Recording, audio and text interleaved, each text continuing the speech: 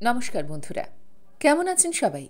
আশা করি সবাই খুব ভালো আছেন, সুস্থ আছেন, আনন্দে আছেন। আপনাদের সবাইকে আমার চ্যানেলে স্বাগত জানাই। আজ আমি আপনাদের পড়ে শোনাব বুদ্ধদেব গুহর লেখা গল্প প্রথমাদের জন্য।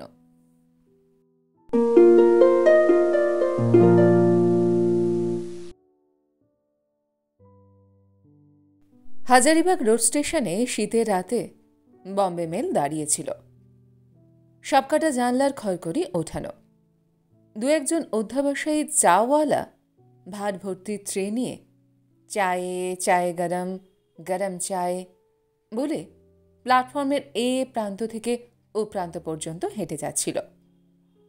ওভারব্রিজের নিচে চায়ের স্টলের পাশে আগুনের ধারে কুণ্ডলি পাকিয়ে দুটো কুকুর শুয়েছিল। একজন টহলদারি পুলিশ খাকি ওভারকোটের কলারটা কান অবধি তুলে নিয়ে রাইফেলটা ওভারব্রিজে হেলান দিয়ে দাঁড় করিয়ে দু হাতের পাতা ঘষে নিল। তারপর একটা বিড়ি ধরালো। অরু ট্রেন থেকে নেমে শালটা ভালো করে জহরকোটের ওপরে মুড়ে নিল। ডাকল কুলি। আওয়াজ বেরোবার আগেই মুখ দিয়ে এক রাশ ধোঁয়া বেরোল। ঠান্ডাটা এবার বড় জোরে পড়েছে অঞ্চলে। অবশ্য অরু বোধ হয় 10 বছর বাদে হাজারিবাগে এলো। সেই আগে যখন শিকারে আসত ছাত্রাবস্থায় ও চাকরিতে ঢোকার পর প্রথম তারপর আর আসা হয়নি এদিকে। পাজামা পাঞ্জাবি পরে এসে বড়ই ভুল করেছে। হাজারিবাগ শহরের বাসটা স্ট্যান্ডে দাঁড়িয়েছিল। কুলি না থাকায় সুটকেসটা হাতে নিয়ে অরু ওভারব্রিজ পেরিয়ে এসে বাসে উঠল। তারপর নেমে গিয়ে চায়ের স্টলে দাঁড়িয়ে পরপর 2 কাপ চা খেল। ইতিমধ্যে বম্বে মেলের পেছনের লাল আলো স্টেশন ছেড়ে বাইরের অন্ধকারে মিশে গেল। চায়ের স্টলে ওরা গল্প করছিল যে সারিয়াতে গতকাল 2 জন লোক মারা গেছে ঠান্ডায়। গয়াতে নাকি 5 জন লোক মারা গেছে এ সপ্তাহে। অনেকক্ষণ অরু আগুনে হাত সেঁকল। দেখতে দেখতে গোমোর দিক থেকে কি একটা ডাউন গাড়ি এসে গেল। ঘুমন্ত প্ল্যাটফর্ম আবার জেগে উঠল। সে গাড়ির প্যাসেঞ্জাররা ওভারব্রিজ বেয়ে নামতে না নামতেই বাসের ড্রাইভার ও কন্ডাক্টর গিয়ে বাসে উঠল। একটু পরেই প্যাসেঞ্জার ও মালে বোঝাই করা বাস শীতের শেষ রাতের নির্জন নিষ্ঠুর রাস্তায় হেডলাইট জেলে ছুটে চলল। বাইরের শীতার্ত অন্ধকারে কিছু দেখা যায় না, কিছু শোনাও যায় না।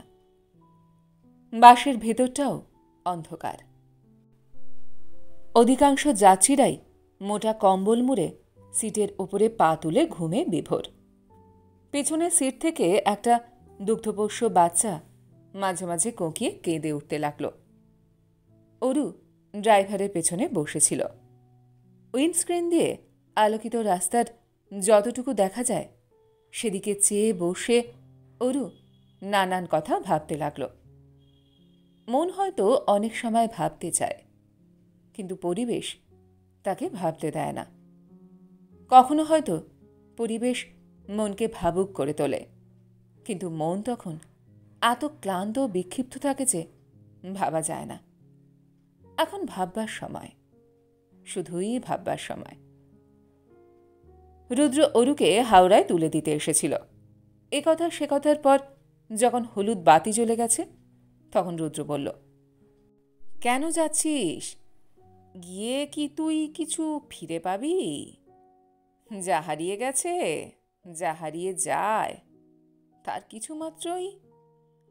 অরু মুখ ফিরিয়ে বলেছিল, জানি না রে, সত্যিই জানি না কেন যাচ্ছি। রুদ্র বলেছিল, ও যেতে বলেছিল বলেই কি যাচ্ছিস?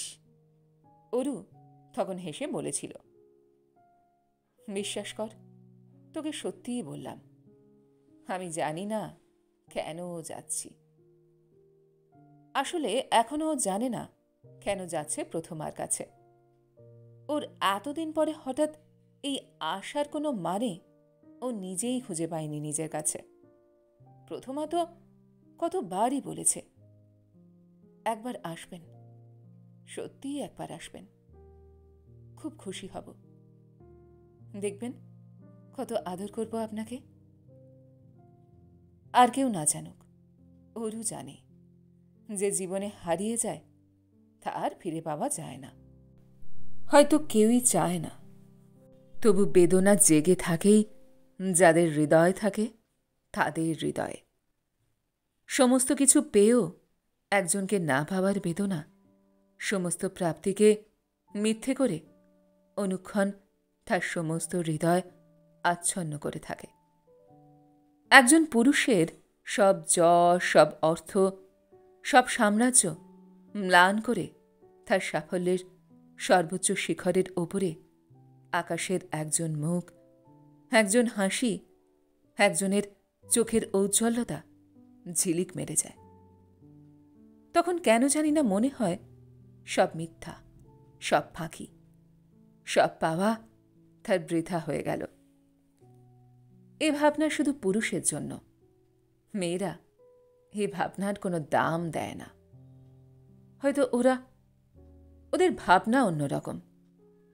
জীবনের একটা সময় অবধি ওরা 2 হাত দিয়ে শরীরটাকে আড়াল করে রাখে। শরীরে হাত ছোঁয়াতে গেলে বলে না না না। তারপর সমাজ এবং সংস্কারের বশে যে যাকে পতিরূপে বরণ করে তাকে তার অদেয় যা ছিল তা উজাড় করে দেয়। একদিন যা দুর্মূল্য ছিল তা হঠাৎই সেদিন সস্তা হয়ে যায়। একদিন যা মহার্ঘ ছিল দৈনন্দিনতার কলুষ পরশে তা অতি বাজে ও মূল্যহীন হয়ে যায়। বিয়ের পর মেয়েরা তাদের ঘর, তাদের চুল বাঁধবার আয়না, তাদের স্বামী, তাদের শ্বশুর শাশুড়ি, দেওর ননদ, তার স্বামীর কুকুর এসবের সঙ্গে একাত্ম হয়ে যায়। শরীর ও শারীরিক সম্পর্কের দেয়াল পেরিয়ে দূরে, অনেক দূরে পালিয়ে এসে তারা কখনো নিজেদের পুরনো পরিবেশ, নিজেদের অবিবাহিত দিনের স্বাধীন বোধগুলোকে যাচাই করে দেখতে পায় না বা দেখেও না। তারা যেমন করে তাদের পুরনো জীবন, তাদের পুরনো ভালোবাসা, তাদের ভালো লাগা, খারাপ লাগাকে হারিয়ে ফেলে, তেমন করে কোনো পুরুষই বোধহয় তা হারায় না। কোনো পুরুষ কোনো মেয়েকে সত্যিই ভালোবাসলে তাকে কখনো ভোলে না, তাকে কখনো ভুলতে পারে না। আর পারে না বলেই এই ফিরে ফিরে আসা।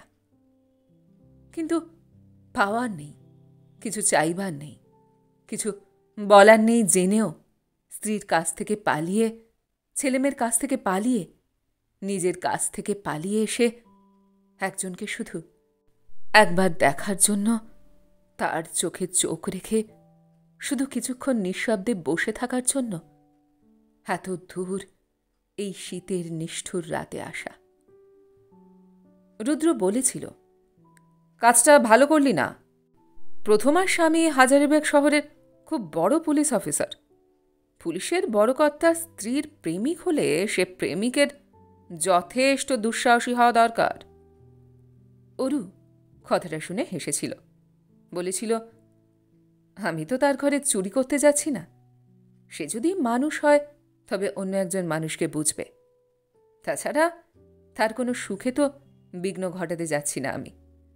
বিঘ্ন ঘটাতে পারত একমাত্র প্রথমাই। কিন্তু প্রথমারা কখনো তাদের স্বামীদের সুখে বিঘ্ন ঘটায় না। তারা 4 দেওয়ালের মধ্যে নিদারুণ সুখে আবদ্ধ দ্বিপদ প্রাণী। সুখের ঘরের বাইরে, স্বামী সোহাগের বাইরে তাদের আর কিছু চাইবার নেই। স্বামীর বাড়ি, গাড়ি, বেয়ারা, হারতালির সম্মানই তাদের একমাত্র সম্মান। এর বাইরের সমস্ত সম্মান, সমস্ত চাওয়া তাদের কাছে মূল্যহীন। তাদের সুখের স্বার্থপর গণ্ডি ছেড়ে বাইরে এসে তারা কাউকে কখনো কিছু দেয়নি প্রতিদানে। তা কেবল ছেলেরাই দিতে পারে। যত ত্যাগ, যত দুঃখ সব ছেলেরাই সহ্য করে। এটাই ঘটনা। অনেকেও পরে হয়তো অন্যরকম হবেই।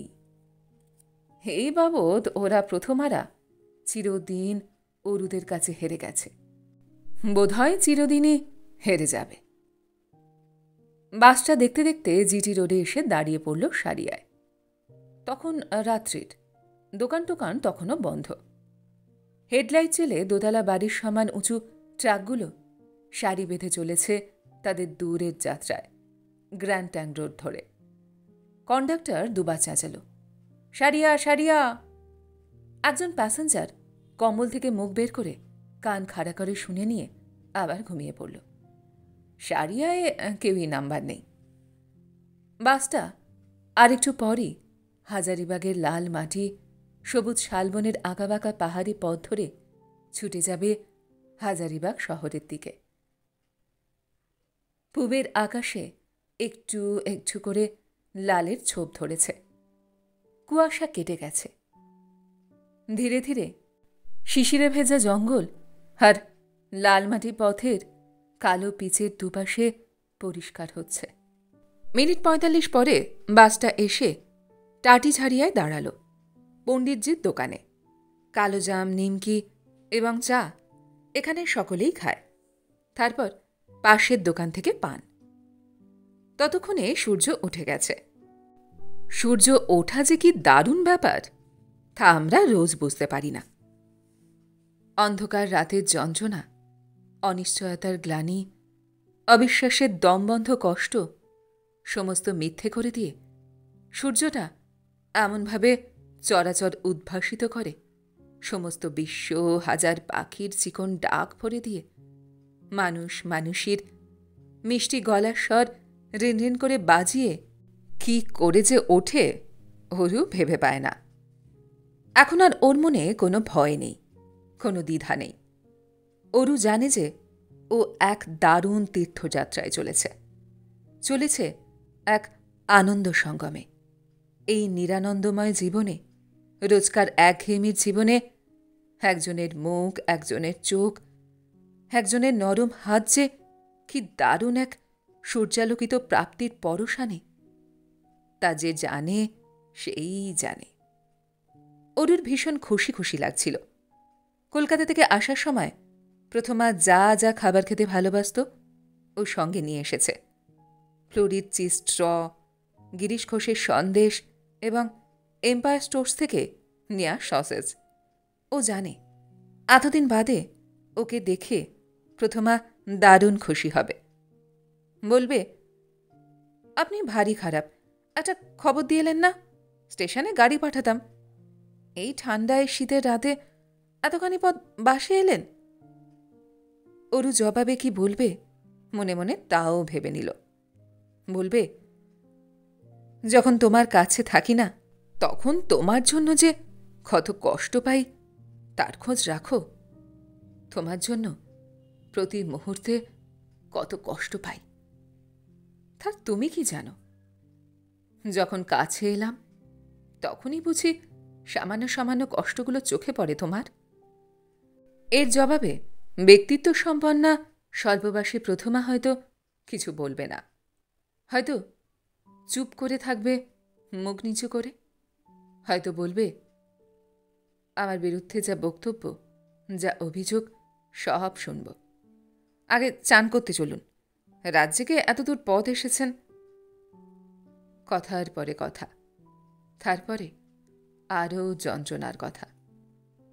অরু শালগাছতলায় দাঁড়িয়ে এখন উষ্ণ রোদে পিঠ দিয়ে মনে মনে বহু বছর পরে প্রথমার সঙ্গে অনেক কথা বলছিল।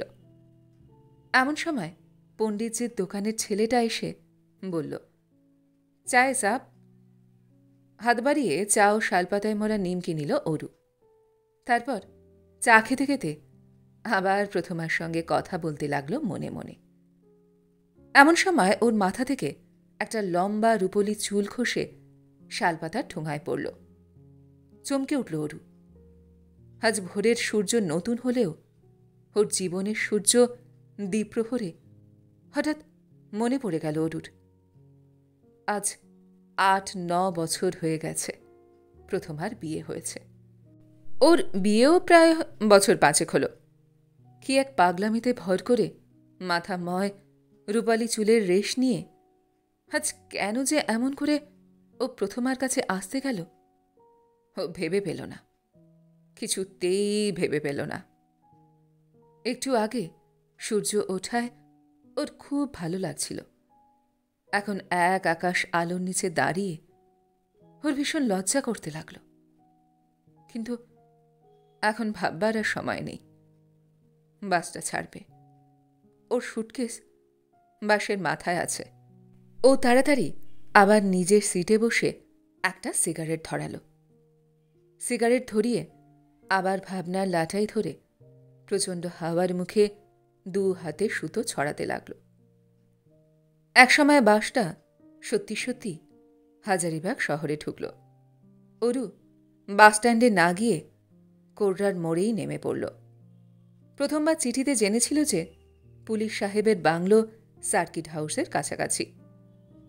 কোর্রার মোড় থেকে একটা রিকশা নিয়ে ক্যানহারি পাহাড়ের কোল ঘেঁষে জাস্টিস মল্লিকের বাড়ির পাশ পেয়ে যে নির্জন পথটা সার্কিট হাউসের দিকে চলে গেছে, সেই পথে রোদ্দুর পোয়াতে পোয়াতে সাইকেল রিকশায় চেপে চলে যাবে বলে মনস্থ করল অরু। দুধারে খোয়াই, লাল মাটি। ডান দিকে ক্যানহারি পাহাড়ের চড়াই ধীরে ধীরে উঁচু হয়ে গেছে। শালের চারাগাছ। দূরে দূরে বাড়ির সীমানার মধ্যে ইউক্যালিপটাস গাছের চিকন শরীর আর উজ্জ্বল পাতা সকালের রোদে ঝিলমিল করছে। এক ঝাঁক টিয়া পাখি মাথার উপর দিয়ে চেঁচামেচি করতে করতে উড়ে গেল। বেশ লাগছে অরুর। প্রথমার সঙ্গে এ রাস্তায় আসন্ন সন্ধ্যায় পাশাপাশি অনেক হেঁটেছিল অরু। তখন জীবনে এত স্বেচ্ছাকৃত ও মূল্যহীন দায় দায়িত্বও ছিল না। পাখির ডাক, রোদের গন্ধ, আকাশের রং এবং যে পাশে ছিল তার চোখের গভীরে থাকাবার মতো অনেক অলস অবসরও ছিল। তখন তাদের কারোরই বিয়ে হয়নি। পরস্ত্রীকে ভালোবাসার মতো কোনো হাস্যকর পাপবোধ তার মন সেদিন আচ্ছন্ন হয়নি। তারা সেদিন মুক্ত ছিল। সমাজের সারাশি এমনভাবে দৈব প্রক্রিয়ায় তাদের উপর চেপে বসেনি। তখনও ভারী ভালো ছিল দিনগুলো, সেসব দিন। দূর থেকে সাহেবের বাংলোটা দেখা যাচ্ছিল। বাংলোর গেটে একজন রাইফেলধারী পুলিশ, ভেতরে একটা জিপ দাঁড়িয়ে আছে। সামনের কম্পাউন্ডে একটি তাঁবু খাটানো, সামিয়ানার মতন। সাহেব শীতের দুপুরে বসে টুকিটাকি কাজ করেন বোধহয়। গেটের পুলিশ বাঙালিবাবু দেখে জিজ্ঞাসা না করেই ছেড়ে দিল। তাছাড়া অরুর চেহারাতে এমন অভদ্রতা বা অকৌলিন্যের কোনো ছাপ ছিল না যে গেটের পুলিশ তাকে আটকে দেবে। সাইকেল রিকশাটা পটিকোতে ঢুকতেই অরুর ভীষণ অস্বস্তি হতে লাগল। প্রথমার স্বামীর সঙ্গে প্রথম দেখা হলে কি বলে ও পরিচয় দেবে? প্রথমার কাছে ওর কথা কি শুনে থাকবেন উনি? বছরে 1-2টি চিঠি উনি নিশ্চয় দেখে থাকবেন। ভদ্রলোকের কি গোঁফ আছে? ভদ্রলোক কি কলকাতার পুলিশ কমিশনার রঞ্জিত গুপ্তের মতো পাইপ খান? ভদ্রলোককে কখনো দেখেনি অরু। ওর ডেজিগনেশনও ঠিক জানে না। তবে শুনেছে যে পুলিশ, অথচ এমন ভদ্রলোক নাকি আর হয় না। অরু মনে মনে ঠিক করে ফেলল, সে বেশ সপ্রতিভভাবেই ভদ্রলোককে বলবেন। কেমন আছেন? প্রথমা কোথায়? ভদ্রলোক বলবেন, আপনাকে তো ঠিক। অরু বলবে, আমি অরু, অরিন্দম বোস, হিন্দুস্তান পার্কের।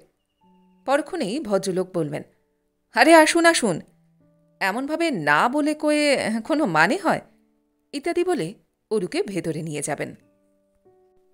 মফস্বলের পুলিশ সাহেবের বাড়ি, সুতরাং প্রয়োজনের তুলনায় অনেক বেশি ফার্নিচার এবং কার্পেটের সমারোহ নিশ্চয়ই থাকবে। অরু গিয়ে মোটা নরম সোফায় বসবে। প্রথমাকে খবর দেওয়া হবে।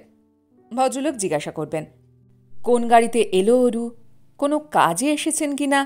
তারপর চা আনতে বলবেন খুব তাড়াতাড়ি। তারপর প্রথমাকে আসবার জন্য তাড়া দেবেন। প্রথমা আসবে, হেসে বলবে, হুমা, আমি বিশ্বাস করতে পারছি না। হরুদা, আপনি? আমার কি সৌভাগ্য। অরু লজ্জার হাসি হাসবে, বলবে, এই তোমাদের দেখতে এলাম, গয়াতে এসেছিলাম একটা কাজে। মিথ্যে কথা বলবে, আজই চলে যাব। প্রথমা বলবে, ইস, ছাড়ছি আর কি, এসেছেন যখন 7 দিন থেকে যেতে হবে। অরু বুঝতে পারল না কেন, কিন্তু ওর মন বলল হয়তো সত্যিই 7 দিন থেকে যেতে হবে। অরুকে খুব যত্ন করবে প্রথমা, ও স্ত্রীর ছেলেমেয়ের খবর জিজ্ঞাসা করবে, ও যা যা খেতে ভালোবাসে সব রেঁধে খাওয়াবে। হাজারিবাগের সিনেমায় জব জব প্যার মিলে দেখতে নিয়ে যাবে। ওর ছেলের পেটের অসুখের বিস্তৃতি ব্যাখ্যা করবে। ওর স্বামীর দারুণ খাটুনির কথা উদাহরণ দিয়ে বোঝাবে, কিন্তু কখনো একবারও চুপ করে হয়তো হরুর সামনে 1 মিনিটের জন্য বসবে না। ভুল করেও অরুর হাতে আগের মতন তার নরম উষ্ণ হাত রাখবে না, পাছে তার স্বামী নিবেদিত পবিত্র শরীর অপবিত্র হয়ে যায়। যদি বা রাখেও তাতে অচল আধুলি রাখলে যেমন মনে হয়, অরুর হয়তো আজ তেমন মনে হবে।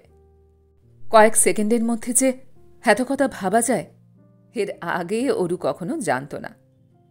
রিকশায় ও যে বসেছিল তো বসেই রইল। প্রথমা স্বামী ওকে রিসিভ করতে এলেন না। প্রথমা দৌড়ে এলো না, শুধু ওর পেছনে কাকরের ওপর একটা বুটের শব্দ শুনে ওর স্বপ্ন ভাঙল। গেটের প্রহরীটি এসে বলল, সাব মেম সাব তো 5 बजे चला गया। কাহা? অরু ঘাড় ঘুরিয়ে শুধল, ঝুমরি তিলাইয়া। কব লটেঙ্গে? আজই লটেঙ্গে সামকো। বাংলোর ওভাস থেকে একটা বর্ষিয়সী আয়া প্যারাম্বুলেটার ঠেলতে ঠেলতে এদিকে এসেই অরুকে দেখতে পেয়ে বলল, হোমা, অরু দাদাবাবু না? অরু সাইকেল রিকশা থেকে নামল। মিনাদি অনেক বুড়ো হয়ে গেছে। প্রথমা ছেলেবেলা থেকে ও প্রথমার সঙ্গে। অরু বলল, কেমন আছো মিনাদি? মিনাদি ফোগলা দাঁতে হাসল, বলল, তোমারই যদি চুলে পাক ধরে তো কেমন থাকতে পারি বুঝতেই পারছ। তা তুমি দাঁড়িয়ে রইলে কেন দাদাবাবু? চলো, ভেতরে চলো। অরু ইতস্তত করল একটু, বলল, ওরা কেউ নেই। আরে ওরা কেউ নেই, আমি তো আছি। চলো চলো, ভেতরে চলো, ওরা এসে যাবে সন্ধ্যের মধ্যে। অরু বলল, তুমি এগো, আমি সুটকেসটা নিয়ে আসছি। রিকশাওয়ালাকে পয়সা দেবার সময় অরু তাকে জিজ্ঞাসা করল, কলকাতায় ফেরার গাড়ি কখন কখন আছে? সে বলল, শিয়ালদা পাঠানকোট ধরার বাস একটু পরেই ছেড়ে যাবে। ট্যাক্সি করে গেলে 1 ঘণ্টা 2 পরে বেরোলেও হবে। আবার সেই রাতের গাড়ি আছে। অরু কি ভাবল একটু, তারপর বলল, আমার শিয়ালদা পাঠানকোটই ধরতে হবে, তুমি 1.5 ঘণ্টা পর ঘুরে এসো। মিনাদি অরুকে গেস্ট রুমের মতো একটা ঘরে নিয়ে গেল। বলল, অতিথি এলে এ ঘরেই তাদের থাকার বন্দোবস্ত হয়, তুমি আরাম করো, আমি চাটার কথা বলছি। অরু বলল, মিনাদি, আমি কিন্তু বেশিক্ষণ থাকব না। হোমা, সে কি কথা? না, মানে আমি গয়াতে এসেছিলাম একটা কাজে, ভাবলাম প্রথমাকে অনেকদিন দেখিনি, দেখে যাই। তা না হয় বুঝলাম, কিন্তু এসেই চলে যাবে? প্রমা এসে যে আমার উপর রাগ করে বলবে, তোমাকে জোর করলাম না কেন। অরু হাসল, বলল, সেজন্য ভেবো না, প্রমা নিজে জোর করলেও বোধহয় থাকা সম্ভব হতো না। আমি চিঠি লিখে রেখে যাব যে, তুমি আদরের ত্রুটি করনি। হাত মুখ ধুয়ে চা খেয়ে অরু বলল, বলো মিনাদি, তোমার দিদিমণির সব গল্প বলো। এইটি কি ছোট ছেলে? মুখটা বুঝি বাবার মতো হয়েছে? মিনাদি বলল, হ্যাঁ, 2 ছেলের মুখই বাবার মতন। অরু মনে মনে প্রথমার 2টি ছেলের প্রতি বিরক্ত হল। তার চেয়েও ওর যদি একটি মেয়ে থাকত, যার মুখ প্রথমার মতন, যার চাউনি প্রথমার মতো, তবে তাকে একটু কোলে নিত, আদর করত। এ জীবনে প্রথমাকে হারাতে হলো বলে অন্তত প্রথমা সেই নরম ছোট বুদবুদ তোলা আধো আধো কথা বলা টুকরো টুকুকে নিয়ে ক্ষণিকের জন্য খুশি হতো। অরুকে চুপ করে থাকতে দেখে মিনাদি বলল, চলো দাদাবাবু, তোমাকে বাড়িটা দেখিয়ে আনি। অরু বলল, চলো। এই হচ্ছে জামাইবাবুর অফিস ঘর। বসবার ঘরটাও এবার চলো, ভালো করে দেখাই। বসবার ঘরে প্রথমার এবং প্রথমার স্বামীর বড় ছবি, একটি আলাদা ছবি ও স্বামীর। একপাশে গলায় পুলিশ মেডেল ঝুলিয়ে জিপগাড়ির স্টিয়ারিংয়ে বসে আছে। ইদানিংকার কোনো ছবি নেই প্রথমার। মিনাদি শোবার ঘরও ঘুরিয়ে দেখালো। শোবার ঘরের সঙ্গে অ্যাটাচ বাথ। মিনাদি বলল, এ বাড়ির বাথরুমগুলো দারুণ, দেখবে একটা? বলেই সম্পূর্ণ নির্দোষ আনন্দে মিনাদি বাথরুমের দরজা খুলে অরুকে সগর্বে তাতে ঢোকাল। অরু দেখল যাবার আগে ওরা স্নান করে গেছে। প্রথমার ছাড়া শাড়ি, সায়া, ভেতরের জামা সব একপাশে ডার্টি লিনেন বক্সের উপর জমা করা। গিজারটা থেকে তখনও টুপটুপ করে গরম জল পড়ছে ফোঁটা ফোঁটা। প্রথমার সদ্য ছেড়ে যাওয়া তার শরীরের উষ্ণতায় এখনও উষ্ণ সেই স্তূপীকৃত শাড়ি জামার দিকে তাকিয়ে অরু তার পুরনো প্রথমবার একমাত্র উষ্ণ স্মৃতি দেখতে পেল। মিনাদি বলল, জামাইবাবু খুব হৈ হৈ করতে ভালোবাসে। সপ্তাহে 2টো করে হিন্দি ছবি দেখে। খুব পান খেতে ভালোবাসে, খাওয়াতেও। দিদিমণি তো একেবারে বদলে গেছে, কি হৈ হৈ যে করে। এই অবধি বলে মিনাদি বলল, চলো দাদাবাবু, তোমাকে রান্নাঘরটা দেখিয়ে আনি। রান্নাঘরে ঢুকেই অরুর চোখ রান্নাঘরের জানলার একটি পরিচিত জিনিসে থমকে গেল, চমকে উঠল। মিনাদিকে শুধল, ওটা ওখানে কি মিনাদি? মিনাদি এগিয়ে গিয়ে ধুলোমাখা আছছেড়া বইটা তুলে নিয়ে বলল, কেন বলো তো? এ তো একটা বই। সেদিন বিকেলে কারেন্ট ফেল করেছিল। জামাইবাবুর চায়ের সময় উতরে গেল। দিদিমণি জামাইবাবুর খুব শখ। রোজ সকাল বিকাল চাটা ওই মাঠের তাঁবুতে চেয়ার টেবিলে খান। দিদিমণির খাটের নিচে এই বইটা অনেক দিন থেকে ধুলোয় পড়েছিল, তাই আমি এইটে জ্বালিয়ে তাড়াতাড়ি চায়ের জল করতে বলে দিলাম বাবুর্চিকে। কাঠের উনুন তো চট করে ধরবে না।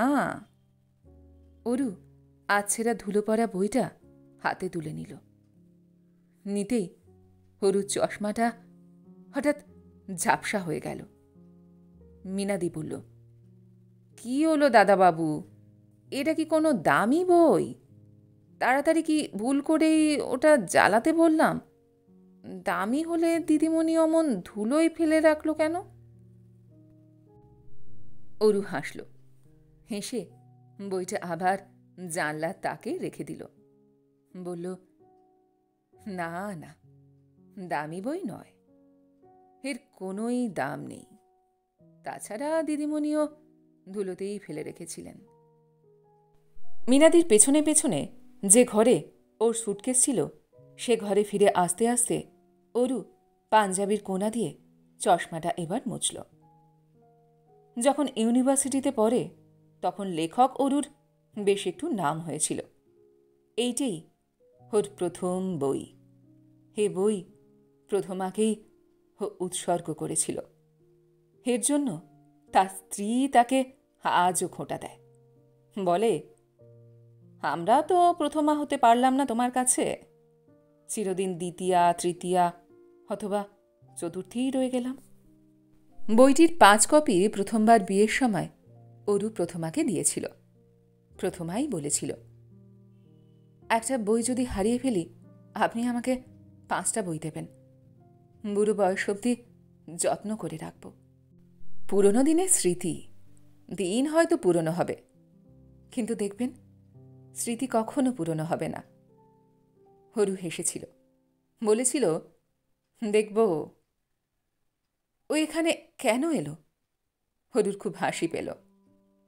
মনে পড়ে গেল আজ ওর মেজশালীর বিয়ের সম্বন্ধের জন্য কয়েকজন ভদ্রমহিলা ভদ্রলোক ওর শ্বশুর বাড়িতে আসবেন। ও স্ত্রী বারবার কালকে বলেছিল, আজ তোমার কি না গেলেই নয়? অরু গম্ভীর মুখে বলেছিল, না, যেতেই হবে, অফিসের কাজ, বোঝো না কেন? দিন সাতেক আগে ফিরতে পারবো না। গয়ায় যখন যাচ্ছি তোমার মামার পিণ্ডিটাও দিয়ে আসব। দ্বিতীয়া রাগ করে বলেছিল, আমার পিণ্ডি দিতে যেও। আমার মামা তোমার পিণ্ডিদানের অপেক্ষায় বেলগাছে বসে নেই। তাছাড়া তুমি পিণ্ডি দেবার কে? পিস্তু তো জামাই কখনো কারো পিণ্ডি দেয় এমন তো শুনিনি।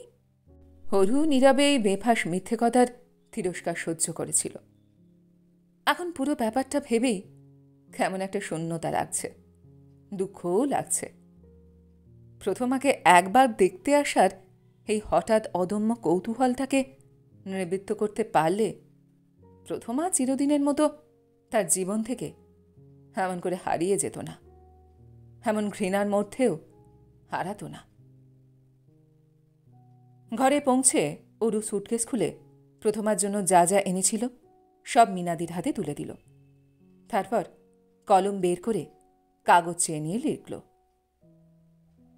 প্রথমা, তোমাকে এবং তোমাদের দেখতে এসেছিলাম। আসলে তোমাকে দেখতে ভীষণ ইচ্ছে করছিল। তোমার অনুপস্থিতিতে মিনাদির হাত ধরে তোমাকে দেখে গেলাম, তোমার সুখের সংসার দেখে গেলাম। তুমি আমার প্রীতি জেনো। তোমার অদেখা স্বামীকে নমস্কার জানিও। ইতি অরিন্দম। রিকশাওয়ালা সময় মতোই এসেছিল। এখন রিকশাটা ট্যাক্সি স্ট্যান্ডের দিকে চলেছে।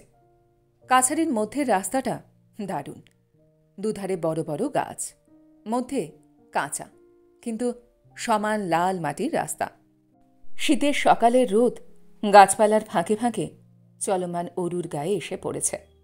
শেয়ারের ট্যাক্সি। ট্যাক্সিতে উঠতে যাবে এমন সময় একটি 25-26 বছরের ছেলে এবং 18-19 বছরের ছিপছিপে সুন্দরী মেয়ে এসে ড্রাইভারের সঙ্গে কথাবার্তা বলে সামনে সিটে বসল।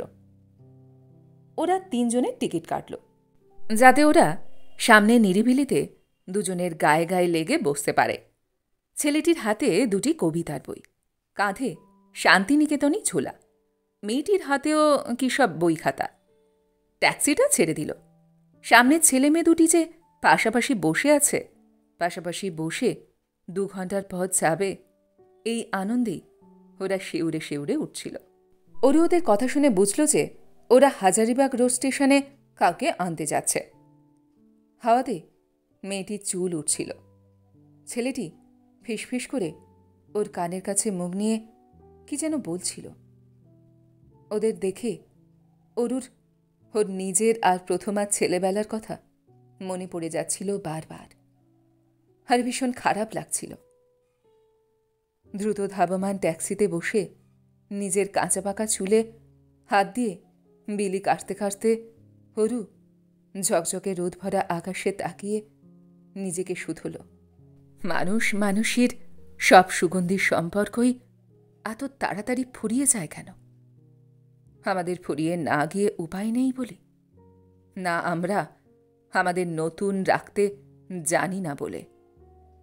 এরা সবই কি প্রথমা, নাকি দ্বিতীয়া, নাকি অদ্বিতীয়ারাও আছে? আছে কি?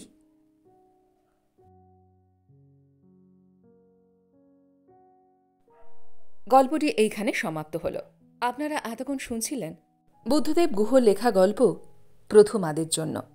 গল্পটি আপনাদের কেমন লাগলো বা আমার গল্পপাঠ আপনাদের কেমন লাগলো কমেন্ট সেকশনে অবশ্যই লিখে জানান। যদি আমার গল্পপাঠ আপনাদের ভালো লেগে থাকে তাহলে আশা করব লাইক শেয়ার অবশ্যই করবেন। আর এই ধরনের সুন্দর সুন্দর কাহিনী আরও শোনবার জন্য আমার চ্যানেলটিকে সাবস্ক্রাইব করতে ভুলবেন না কিন্তু। তবে আজ এই পর্যন্ত। আমি খুব তাড়াতাড়ি আবার অন্য কোনো কাহিনী নিয়ে আপনাদের কাছে ফিরে আসছি। সবাই খুব ভালো থাকবেন, সুস্থ থাকবেন, আনন্দে থাকবেন। নমস্কার।